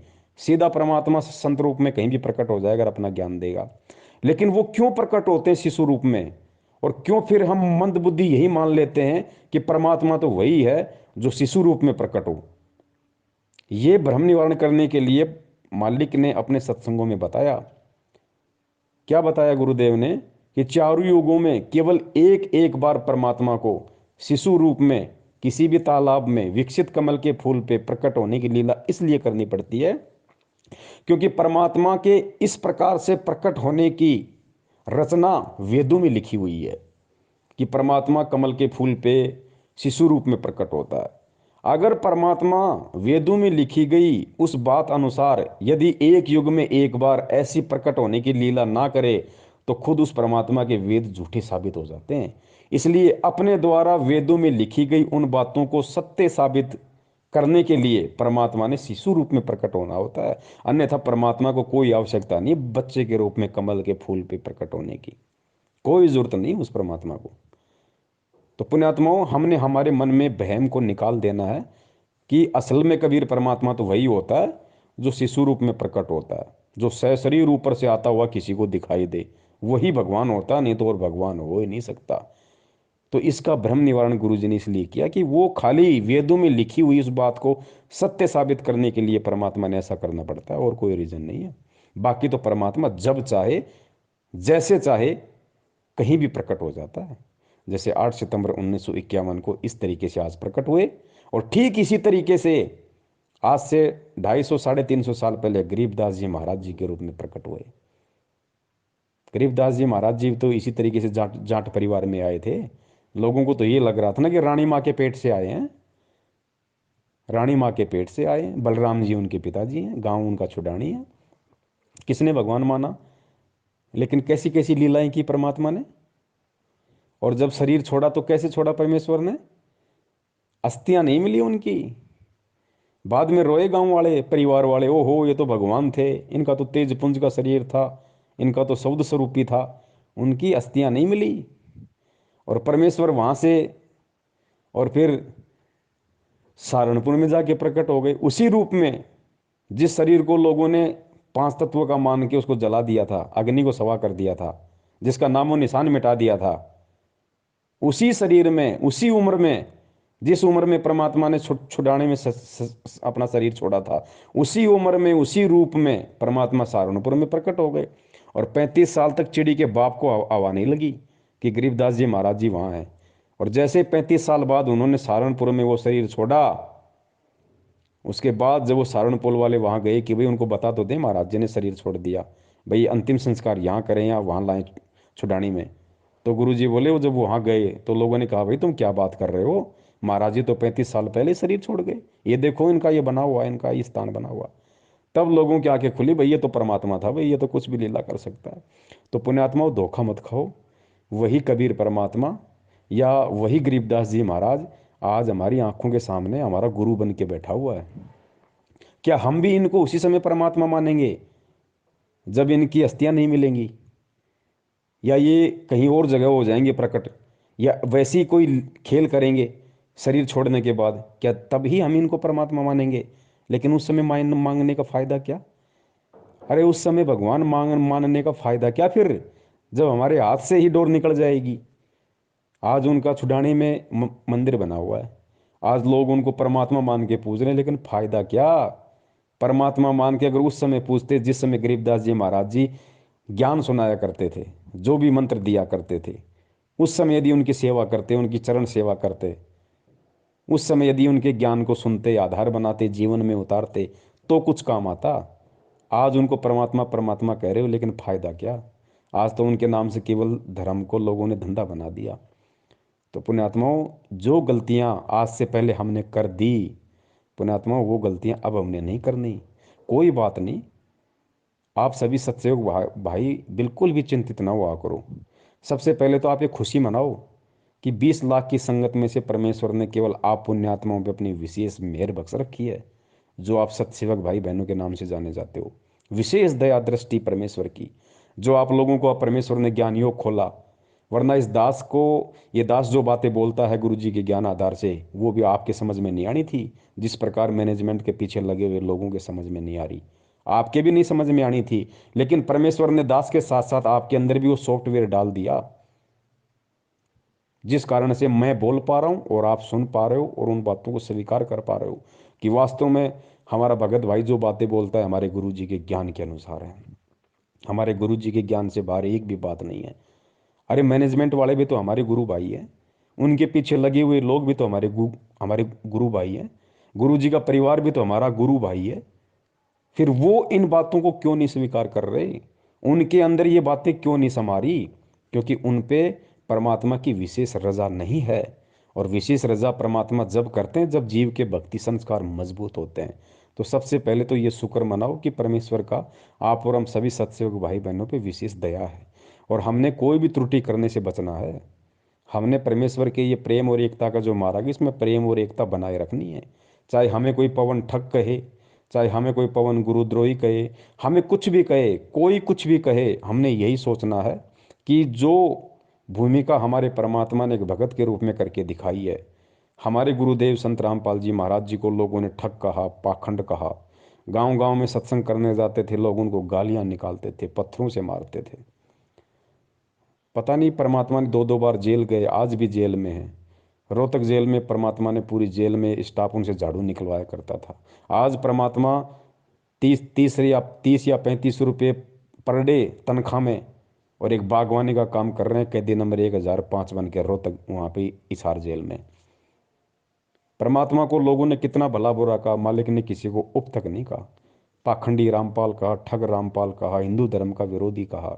क्या परमात्मा ने किसी को उप तक कहा? मालिक को पता था किसको कहूँ, सब मेरे बच्चे। तो भाई हम किसको कहें? सब हमारे भाई बहन है, सब हमारे गुरु भाई बहन है। अगर एक गुरु भाई बहन अगर हमें अज्ञानता में ठग कह रहा है, अगर हमें गुरुद्रोही कह रहा है, तो क्या दिक्कत है? उस भाई या बहन के कहने से हम गुरुद्रोही या ठग थोड़ी हो जाएंगे। ठग हम उस दिन होंगे जिस दिन हम ठगी करेंगे, उससे पहले हम ठग नहीं होंगे। कल को अगर आपको या मुझे कोई कह दे कि पवन मुख्यमंत्री, पवन मुख्यमंत्री, बताओ, हमें बताओ, 20 लाख की BMW में बैठा के विधानसभा में कौन ले जाएगा? कोई नहीं बैठाएगा हमें। तो जब उनके मुख्यमंत्री कहने से हमारे को कोई मुख्यमंत्री नहीं मान लेगा, तो उनके ठग और गुरुद्रोही कहने से बताओ हम ठग और गुरुद्रोही कैसे हो जाएंगे? तो पुण्यात्माओं, हर हाल में हमने, क्योंकि गुरुदेव ने खुद एक भगत की भूमिका की है, और भगत की भूमिका गुरुदेव इसीलिए करके दिखाते हैं ताकि परमेश्वर के बच्चे उनसे सीख ले सकें, उनसे शिक्षाएं ले सकें कि भाई मेरे गुरुदेव ने इस तरीके से किया है, जब तक मैं ऐसा नहीं करूंगा मेरी भक्ति मार्ग में, तब तक मैं सफल नहीं हो सकता। आज लोग छोटी छोटी बातों को लेकर गुरुदेव से दूर हो जाते हैं। छोटे छोटे कोई दुख, कोई कष्ट, कोई परेशानी आ जाती, हम गुरुदेव से दूर हो जाते हैं, मन में दोष पाल लेते हैं।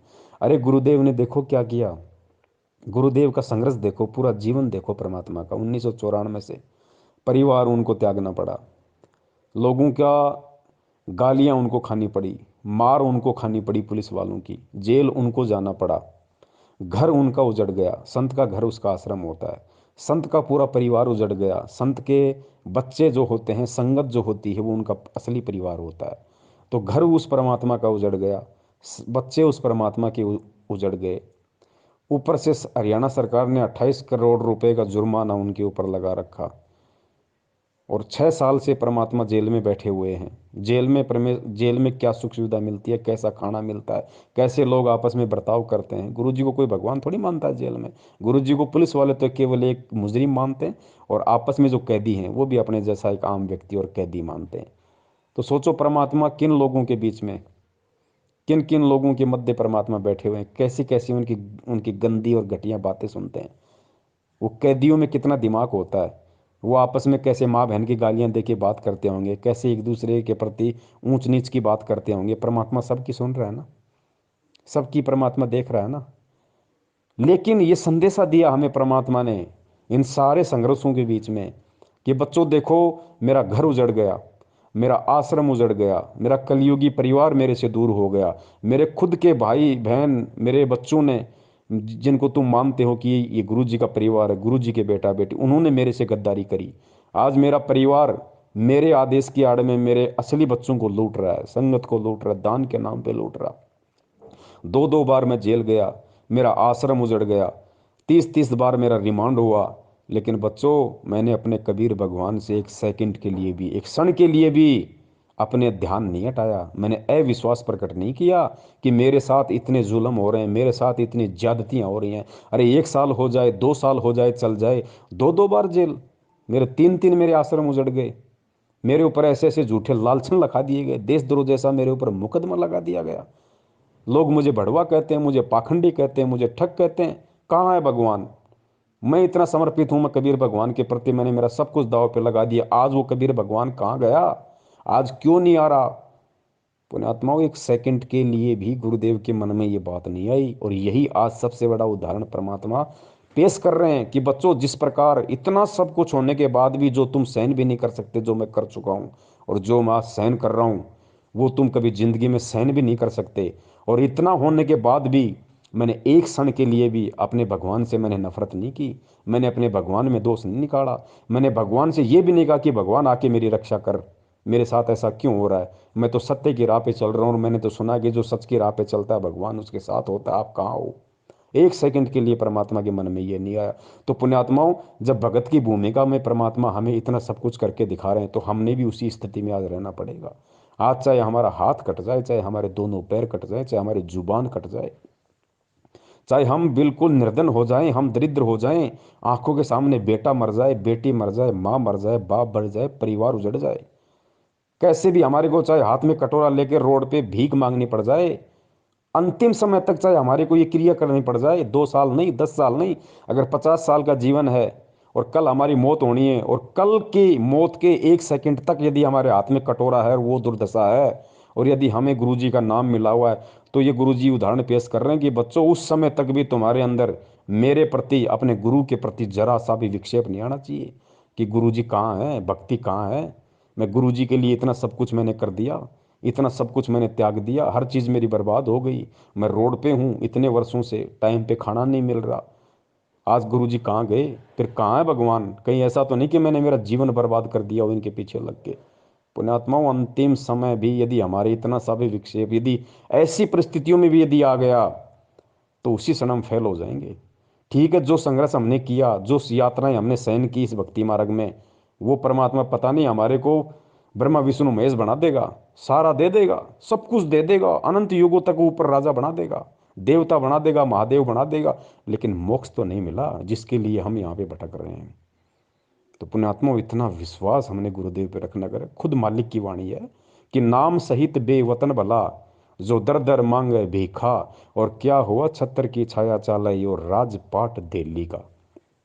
पुण्यात्माओं, गुरुदेव ने यहाँ तक कह दिया कि बेटा, अगर तेरे पास मेरा नाम है, तू यदि मेरी शरण में है, और यदि इस नाम लेने के बाद भी अगर ऐसी कोई नौबत आ गई कि नाम सहित बेवतन भला, अगर तेरे को देश निकाला दे दिया, तेरे ऊपर देशद्रोह का मुकदमा भी लगा दिया, नाम सहित बेवतन भला, जो दर दर मांगे भीखा, अगर तेरे को हाथ में कटोरा लेके दर दर भीख मांगने की भी तेरे को नौबत आ गई, तो कहते हैं यो राजपाट, क्या हुआ छत्र की छाया चाला, यो राजपाट दिल्ली का।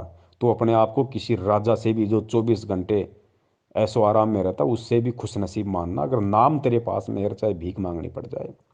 पुण्यात्मा, बहुत ही ये रेयर समय है, इसको बोलते रेयर समय, ये दोबारा नहीं आता। अनंत युगों में क्या पता कब बिल्ली के बाग का हमारा छिक्का टूटे, तब ये समय हमारा आएगा पुनः, नहीं तो नहीं आएगा। अब ये बहुर न ऐसा दाव, परमात्मा कहते हैं ना, समझा है तो सिर दर पाव, बहुर नहीं रे ऐसा दाव। अरे जो ऋषि मुनि, जो महात्मा जिनका हम जिक्र सुनते हैं, मार्कंडे जैसे, चुणक जैसे, और भी कितने परमात्मा ने उदाहरण बताए, विश्वामित्र जैसे, जिन्होंने इतने इतने हजारों वर्षों तपस्या की, अपना शरीर गाड़ दिया, सब कुछ दाव पे लगा दिया, किस लिए? केवल परमात्मा के दर्शनों के लिए। उनको मोक्ष का तो पता ही नहीं था, केवल परमेश्वर के दर्शनों के लिए, एक झलक पाने के लिए। और उन महापुरुषों को इतना परित्याग, इतना तप, इतना सब कुछ सहन करने के बाद भी एक सेकंड के लिए दर्शन तक नहीं दिए। इसी कबीर परमात्मा ने, इसी गुरु जी ने, जो आज रात दिन हमारे को दर्शनों के प्याले पिला रहा है, दर्शन तक नहीं दिए उनको। तो पुण्यात्मा, ये कितना बड़ा हमारा सौभाग्य है कि खुद चल के परमात्मा हमें लेने आया है, खुद चल के, वरना परमात्मा को कोई हमारी आवश्यकता नहीं है। गुरुजी कहते हैं कि शीश उपाड़े भुई धरे, ऊपर मचके पाँव, कबीर का घर शिखर में, तेरी गरज पड़े तो आव। गुरुदेव ने बताया कि हे नादान आत्मा, हे पुण्यकर्मी आत्मा, सरा अपने भाग्य को, अपने किस्मत को सरा, कि तू कितना पुण्यकर्मी है, जो खुद सतलोक का राजा तेरे लिए स्पेशल चल के आया, स्पेशल। वरना कहते हैं कि शीश उपाड़े भुई धरे, ऊपर मच के पाँव। अगर तू उस परमात्मा को खुश करने के लिए, उस परमात्मा की एक झलक पाने के लिए, अगर तू अपने हाथ में तलवार लेके अपनी खुद की गर्दन काटे, फिर उस गर्दन को अपने पैर के नीचे रखे, कहते हैं शीश उपाड़े भूई धरे, भूई यानी भूमि, शीश उपाड़े फिर भूमि पर धरे, और ऊपर रखे पाव अपने ही शीश पे, फिर तू तेरा पैर रख। कहते हैं कबीर का घर शिखर में, सतलोक में, तेरी गरज पड़े तो आओ। इतना करने के बाद भी वो परमात्मा तेरे ऊपर प्रसन्न नहीं हो सकता। और आज सोच, कितना सीधे तरीके से तुझे भगवान मिल गया, तेरी उंगली का नाखून भी नहीं उतरा और तुझे कबीर परमात्मा आके मिल गए, तेरी आंख खोलने से पहले तेरे सामने 38 साल का बन के खड़ा हुआ है। तो पुण्यात्मा, भी हमारा भाग्य, हमारा सौभाग्य, हमारा अहोभाग्य। 7.5 अरब विश्व की जनसंख्या, जिसमें से 20 लाख उनके शिष्य, और 20 लाख में से 5-10 हजार सत्सेवक, पुण्यात्मा सौभाग्य, और 5-10 हज़ार में से आज लोग जानते कितने को हैं, 200, 250, 400 को। ये परम सौभाग्य हमारा, ये मौका है पुण्यात्मा, इसको गंवाना नहीं है। अरे कहने को तो दुनिया खुद उस परमात्मा को भी देशद्रोही कह रही है, तो क्या हम भक्ति छोड़ दें, उनमें दोष निकाल दें? अरे उनको तो डबल डबल उम्र कैद होगी, वो तो जेल से बाहर नहीं आने वाले भाई। तो क्या हम अपना विश्वास तोड़ दें? तो कहने दो लोगों को, हमें गुरुद्रोही कहते हैं तो कहने दो, हमें ठग कहते हैं तो कहने दो। एक दिन खुद उनकी जुबान सूख जाएगी, खुद चुपचाप हो जाएंगे। ये विधान है परमात्मा का।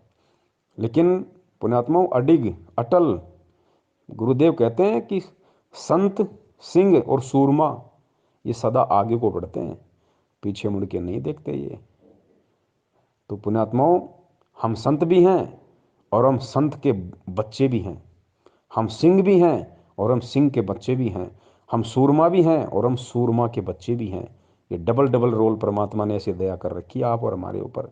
मालिक की खुद की वाणी है कि लख बर सूरा जूझ ही, लख बर सावंत दे, और लख बर यति जहान में, तब सतगुरु शरणा ले।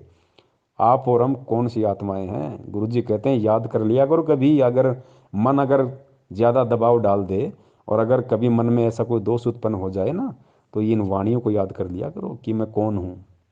हनुमान जी जैसे, गोरखनाथ जी जैसे तो हमारे पैर के नाखून के बराबर नहीं है, जिनके लोग घर में मूर्तियाँ बना के पूज रहे हैं। जब हम तत्व ज्ञान की गहराई में जाएंगे, परमात्मा कहते हैं लख बर सूरा जूझ ही, लख बर सावंत दे। लख बर सूरा, सूरा यानी सूरवीर।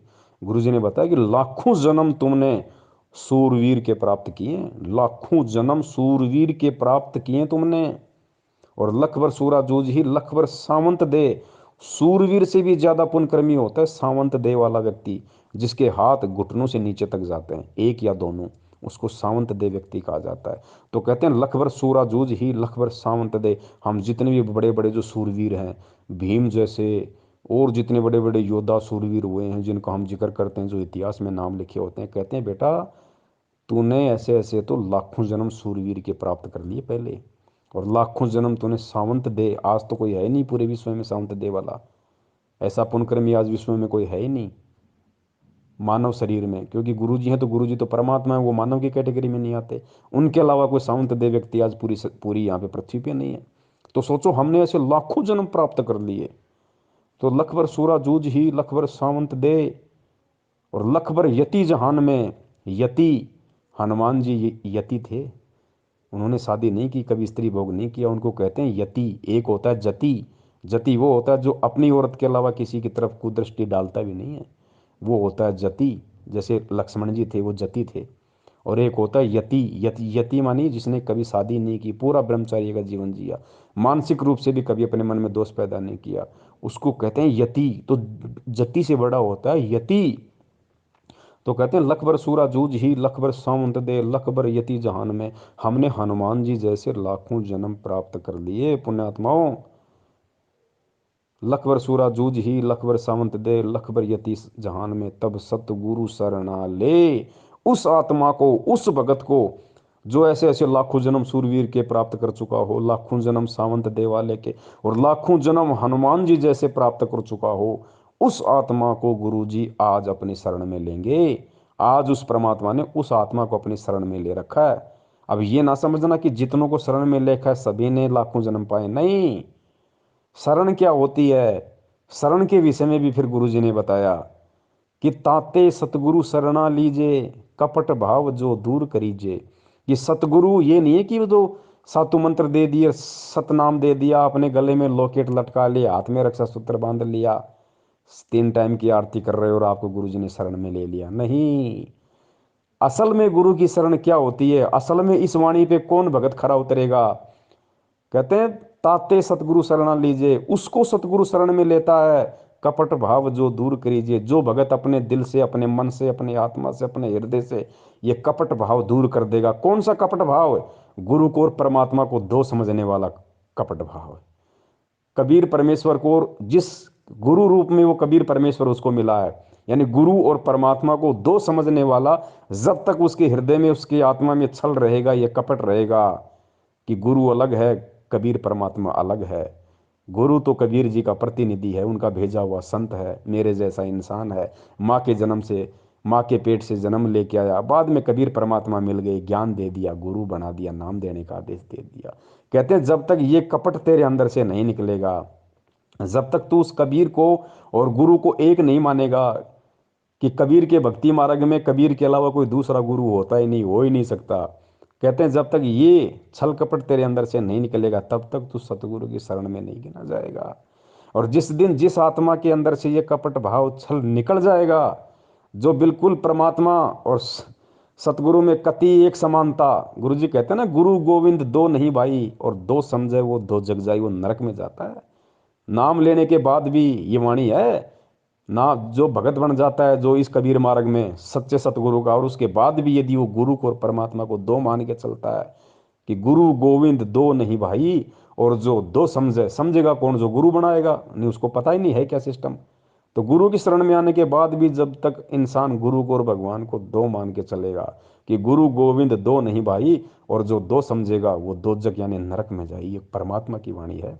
तो कहते हैं ताते सतगुरु शरणा लीजिए, कपट भाव जिन दूर करीजिए, उसको गुरु जी अपनी शरण में लेगा असल में, जो गुरु और परमात्मा के भेद को, इस बीच की खाई को बिल्कुल काट देगा, समाप्त कर देगा, उसको दो दिखाई नहीं देगा, उसको अपने गुरु जी के अलावा कोई कोई कोई कबीर परमात्मा दिखाई ही नहीं देगा। फिर उस आत्मा का परमात्मा ज्ञान योग खोलते हैं, फिर उसके साथ 24 घंटे रहते हैं, कोई बाढ़ बाका नहीं कर सकता फिर उस आत्मा का। फिर उसके मोक्ष में कोई संशय नहीं है पुण्यात्माओं। ये है राज इस भक्ति का, ये है पुण्यात्माओं असली वो तत्व ज्ञान, जिसके विषय में गुरुजी कहते हैं कि इसका तुम्हें सार निकालना पड़ेगा, तुम्हें इसका निष्कर्ष निकालना पड़ेगा बच्चों, तुम्हें खुद निकालना पड़ेगा। चाहे इस जन्म में मेहनत करके निकाल लो, चाहे इस जन्म में सच्ची साध संगति करके निकाल लो, चाहे इस जन्म में इस ज्ञान को आधार बना के गुरुजी के सत्संगों का निष्कर्ष निकाल लो, या चाहे अगले किसी जन्म में निकाल लेना, तरीका यही है। और कोई तरीका इस भक्ति और भगवान को समझने का, सतलोक को जाने का दूसरा कोई रास्ता यहाँ पे नहीं है। तो पुण्यात्मा इसलिए दास निवेदन करता है, इसलिए दास बार बार लाइव संघ का समाधान में कहता है कि गुरुजी के हिसार जेल से बाहर आने तक यदि किसी को इस भक्ति मार्ग पे जीवित रहना है, तो उनको वर्तमान में सतगुरुदेव जी ने जिन जिन आत्माओं को साध संगति के लिए निमित्त बनाया है, जिन जिन आत्माओं को वास्तव में सत्सेवक बनाया, आपने उनकी संगति करनी पड़ेगी। ये हम कोई अपनी तरफ से नहीं कह रहे, ये परमात्मा के विधान से। और ये 1 घंटे से ऊपर की ऑडियो जो पता नहीं परमात्मा ने क्या प्रेरणा करके, एक भाई ने व्हाट्सएप पे कमेंट्स किया था, मनोज बिष्ट जी हैं परमेश्वर की आत्मा, उन्होंने ये सवाल पूछा था, दास ने देख लिया तो परमात्मा ने प्रेरणा की, दास ने ऑडियो बनाना शुरू किया। मालिक आगे से आगे शब्द देते गए, प्रेरणा करते गए, दास बोलता गया। क्योंकि पुण्यात्माओं मुझे अच्छी तरीके से पता है कि मेरा नाम पवन दास है और मेरी औकात 2 कौड़ी की भी नहीं है। परमात्मा कहते हैं अल्लाह मेहरबान तो गधा पहलवान। ये पवन दास नाम का गधा तब तक पहलवान है भक्ति मार्ग में जब तक मेरा अल्लाह मेरा गुरु मेहरबान है, कुछ नहीं है इसके अलावा। इस दास को तो थोड़ा 200-400 मीटर पैदल चल लेता है तो मेरी तो सांसें उफरने लग जाती हैं। पुण्यात्मा मेरी क्या औकात है, क्या औकात जीव की हो सकती है, चाहे कोई कितना बड़ा कोई महाबली क्यों ना हो यहाँ पे। आप और हम तो हैं ही क्या उनके आगे। इसलिए पुण्यात्माओं साध संगति से जुड़े रहो, परमेश्वर के ज्ञान को आधार बना के चलते रहो। इस भक्ति मार्ग में गुरु जी के परिवार का, गुरु जी के रिश्तेदारों का, यानी जो वंशवाद है, जो परिवारवाद है, उसका जड़ से समाप्ति होनी है। ये सबसे बड़े दुश्मन होते हैं परमात्मा के, सबसे बड़े दुश्मन। ये ज़्यादातर संगत को लेकर डूबते हैं। परमात्मा ने इनका सत्यानाश करना, ज्ञान आधार से, मारना नहीं है परमात्मा ने। मरेंगे तो अपने कर्मों से मरेंगे, क्योंकि खुद परमेश्वर की वाणी है कि राम किसी को मारे नहीं, मारे तो हत्यारा राम। अरे अपने आप ही मर जाएंगे कर कर खोटे काम। तो ये जो खोटे काम ये खुद कर रहे हैं, जो संगत से करवा रहे हैं ना, इनके कर्म इनको ले डूबेंगे। तो हमने केवल परमेश्वर को अजन्मा स्वयंभू सतगुरु, अब देखो हम गुरु जी को सतगुरु सतगुरु कहते हैं, बंदी छोड़ सतगुरु रामपाल जी महाराज जी की जय। लेकिन ये कभी विचार नहीं किया कि बंदी छोड़ शब्द केवल बंदी छोड़ के लगता है, या तो कबीर परमेश्वर के बंदी छोड़ लगाया, या लोगों ने गरीबदास जी के बंदी छोड़ लगाया, या फिर आज संत रामपाल जी महाराज जी के बंदी छोड़ लग रहा है। तीसरे किसी महापुरुष के आज तक बंदी छोड़ शब्द नहीं लगा। हम भक्ति बोध से आरती करते हैं, 3 समय की छोटी पुस्तक में देख लेना, हमारी 11-12 गुरु प्रणाली है। उन 11-12 गुरुओं में केवल 3 के आगे बंदी छोड़ नाम दिखाई देगा आपको। एक तो खुद कबीर साहिब जी के, एक गरीबदास जी के, और तीसरा आज और हम बोलते हैं बंदी छोड़ सतगुरु रामपाल जी महाराज। तो बंदी छोड़ तो भाई परमात्मा की लगता है। पुण्यात्मा बहुत सारी बातें हैं, बहुत सारी ऐसे पॉइंट हैं, लेकिन अब समय बहुत हो गया। परमेश्वर दया करे, हम लाइव संगति के माध्यम से या वैसे भी परमेश्वर जब जब दया करते रहेंगे, आपस में हम साथ संगति करते रहेंगे। और बस भक्ति का आधार विश्वास है और कुछ नहीं पुण्यात्माओं, सिर्फ भक्ति का आधार विश्वास। मैं तो यहाँ तक कहता हूँ, अगर कभी कोई ऐसी नौबत आ जाए, क्योंकि देखो परीक्षा लेगा परमात्मा। सेऊ सम्मन के भाग्य में वो संस्कार नहीं था कि सेऊ की सम्मन अपने बेटे की तलवार से गर्दन काटे, नहीं, उसके भाग्य में लिखा ही नहीं था, ऐसा होना ही नहीं था। परमात्मा ने जानबूझ के परिस्थितियां पैदा की। सम्मन और सेऊ के घर पर जब भगवान गए, ऐसी परिस्थिति बना दी परमात्मा ने, परमात्मा की इज्जत के लिए कि गुरु जी की इज्जत पाँच नहीं आ जाए, अपने लड़के को काटना पड़ गया। और फिर समर्थ शीश लेता है, या शीश दिया करता है, एक्सटेंड करता है, तो सम्मन के पुत्र सेऊ को भी जीवित कर दिया और उनको मोक्ष दिया।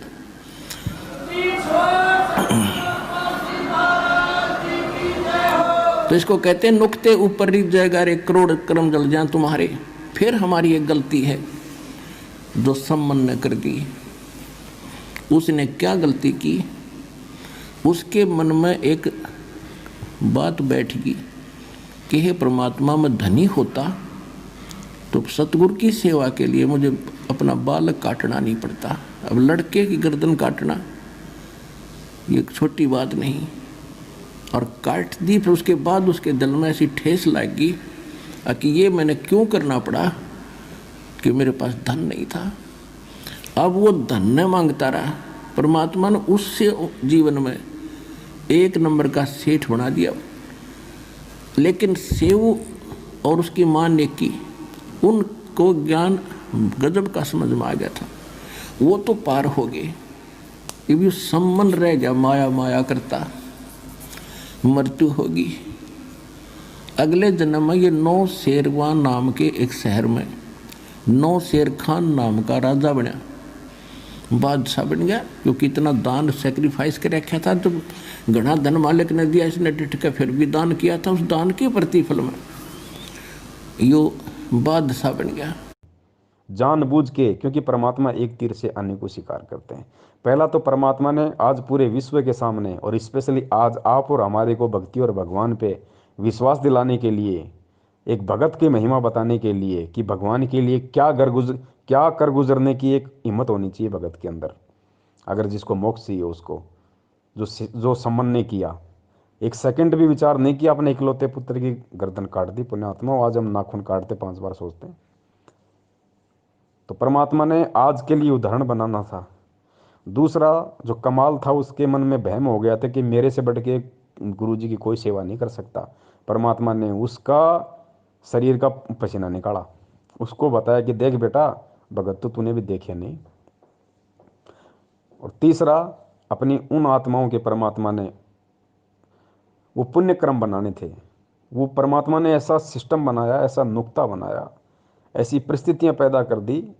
और अपनी पावर से, पुण्यात्मा सम्मन की औकात नहीं थी, अपने बच्चे की गर्दन काटते, लेकिन परमात्मा ने हिम्मत दी उसको, परमात्मा ने प्रेरणा की, परमेश्वर ने हाथ चलाए उसके। और कहते हैं परमेश्वर ने वो नुक्ता बनाया वहाँ पे, और उस नुक्ते पे फिर खुद ही प्रसन्न हो गया, खुद ने सारा काम किया और खुद ही फिर प्रसन्न हो गया कि हो मेरे बेटे ने देख मेरे लिए, कि मेरे गुरुजी भूखे ना चले जाएं। मेरे गुरुजी अगर नाराज हो गए तो पूरे शहर का सत्यानाश हो जाएगा। पूरे शहर को बचाने के लिए, अपने गुरुदेव की इज्जत के लिए, कि अगर कल इस सेठ ने अगर राजा के सामने बता दिया कि इनका गुरुजी आया था, इनका गुरुजी चोरी करना सिखाता है, गुरुजी की बदनामी हो जाएगी। अपने गुरुजी की बदनामी के डर से, गुरुजी बदनाम ना हो इसके लिए अपने बेटे की गर्दन काट दी। आज उसी गुरु को जानबूझ के राजनीतियां कर करके बदनाम किया जा रहा है। सोचो हम कहाँ हैं पुण्यात्माओं। गुरुजी को गंदी राजनीति में धकेल दिया, गुरुजी का नाम ले लेके वोट डलवाए जा रहे हैं। सोचो, सेव और सम्मन की तुलना में आज का भगत समाज कहाँ है। तो ये ज्ञान योग और सद्बुद्धि परमेश्वर ने सत्सेवकों की खोल रखी है, जो आज दूध और पानी को छान रहे हैं, नीर खीर का निबेरा कर रहे हैं। तो पुण्यात्माओं, ठीक इसी प्रकार परमेश्वर ने वो लीलाएं की सारी आप और हमारे को समझाने के लिए, इस भक्ति पे हमारे अंदर इतना विश्वास पैदा करने के लिए कि पुण्यात्माओं, अगर विश्वास नहीं है तो भक्ति नहीं है। अरे आज तो हम दिन रात सत्संग सुनते हैं, मोबाइल 24 घंटे हमारे हाथ में रहते हैं, टीवी चैनल हैं। सोचो सम्मन कहाँ सत्संग सुनता था। कभी साल 2 साल 4 साल में मौका मिला, कभी गुरुजी के चला जाता है, गुरुजी आ जाते तो नहीं। उस समय कहाँ मोबाइल था, कहाँ वो अपनी चूड़ी बनाते बनाते सत्संग सुनता था भाई। और बिना सत्संग सुने ज्ञान आधार हो नहीं सकता। तो पुण्यात्माओं, आज हम उन आत्माओं के सामने कहाँ टिकते हैं। आज तो हमने कुर्बान हो जाना चाहिए गुरु जी के ऊपर, मर मिटना चाहिए हमारे हमारे परमपिता परमेश्वर सतगुरु रामपाल जी महाराज जी के ऊपर की परमात्मा आपने कैसे दया बख्शी। आज हम अगर एक दिन गुरु जी के सत्संग ना सुने तो आत्मा खाली खाली हो जाती है। और सोचो उस समय तो वो 4 4 साल सत्संग नहीं सुनते थे गुरु जी के, फिर भी इतनी उनमें उनमें हिम्मत, दृढ़ता। तो पुण्यात्माओं, आज फिर हम क्यों पीछे हट रहे हैं। और आज भी यदि हम इस मौके को चूक गए तो इसलिए गुरु जी कहते हैं कि दोबारा ये दाव नहीं लगेगा, फिर तेरा फिर नहीं लगेगा ये दाव दोबारा। तो पुण्यात्माओं, बहुत सारी बातें हैं। परमेश्वर दया करें हम ऐसे ही एक दूसरे भाई बहन आपस में जुड़े रहें। और हमारे जितने भी भगत भाई बहन जो सतलोक आश्रम मैनेजमेंट हरियाणा के पीछे बेचारे भोलेपन में लगे हुए हैं, पुण्यात्माओं हमारा, आप ये सोच लो कि हमारे वो भगत भाई बहन जो 70% हैं जो मैनेजमेंट के पीछे, आप ये मत समझ लो कि उनको कसाई ने बाड़े में कैद कर रखा है। ये सतलोक आश्रम मैनेजमेंट हरियाणा काल रूपी कसाई है साक्षात। और इसने उन भक्तों को बाड़े में कैद रखा है। अब हमारी जिम्मेदारी क्या है। अब हमने उन भक्तों को वहाँ से मुक्त करवाना है गुरु जी के आशीर्वाद से। और मुक्ति का साधन एक ही है उनका, कि हम उन तक ये संदेश से पहुँचाते रहें। ये ऑडियो वीडियो मैसेज लाइव के वीडियो हम उनको ना चाहते हुए भी शेयर करते रहें। चाहे वो हमें गालियाँ दें, चाहे हमें डराएं, चाहे धमकाएं। पुण्यात्माओं, गुरु जी कहते हैं ना, अगर किसी को बुखार है तो बच्चा तो दवाई लेने से मना करता है, ये वो तो रोता भी है, माँ बाप का नाक पकड़ लेता है, कान पकड़ लेता है, थप्पड़ भी मार देता है एक आधा। लेकिन क्या माँ बाप उसको दवाई नहीं पिलाते। पिलानी पड़ेगी, उनको पता है कि ये नादान है। तो इसी प्रकार हमने हमारे भगत भाई बहनों तक, चाहे व्हाट्सएप के ग्रुप हो, चाहे फेसबुक के ग्रुप हो, चाहे सोशल मीडिया का कोई भी प्लेटफॉर्म हो, हमने हर संभव कोशिश करके अपने उन भाइयों तक हमने संदेश से पहुंचाने हैं। चाहे वो हमें अच्छा कहें, चाहे हमें वो बुरा कहें। हमें परमेश्वर के प्रति अपना एक शिष्य धर्म निभाते हुए हमने ये कर्म करना है। बाकी खेल सारा परमात्मा का। तो सत्साई पुण्यात्माओं, बंदी छोड़ सतगुरु रामपाल जी महाराज की जय। तो यहाँ महाराज गरीबदास जी कहते हैं कि भाई इतनी बात समझ के भी जय तेरा पल्ला नहीं पड़ती, फिर तब है तेरी मर्जी। गरीब सतगुरु मिले तो क्या करे, अंदर बाद विवादे, सिर जम डंडा खात हैं, चाहे करोड़ मिलो भावे साध। के सतगुरु गुरु मिल भी जावे और या बात फिर भी पल्ला नहीं पड़े तो के करे बेचारा। गुरु वो कह ही सका है, भाई रो सका है, बता सका आपको, बाकी इस पर अमल करना तो आपके भाग की बात है।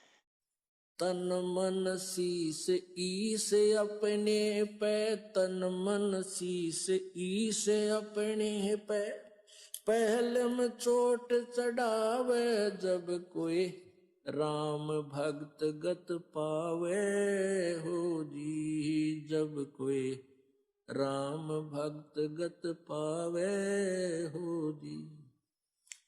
तन मन शीस ईस अपने पे, तन मन शीस ईस अपने पे, पहलम चोट चढ़ावे जब कोई राम भक्त गत पावे हो जी। जब कोई राम भगत गत पावे हो जी। भाई सतगुरु तिलक अजप्पा माला, युक्त जटा रखवावे। सतगुरु तिलक अजप्पा माला, युक्त जटा रखवावे। जत को पीन सत का चोला, भीतर बेख बनावे जब कोई राम भगत गत पावे हो जी। जब कोई राम भगत गत पावे हो जी। भाई लोक लाज मर्याद जगत की, तरण ज्यों तोड़े बगावे। लोक लाज मर्याद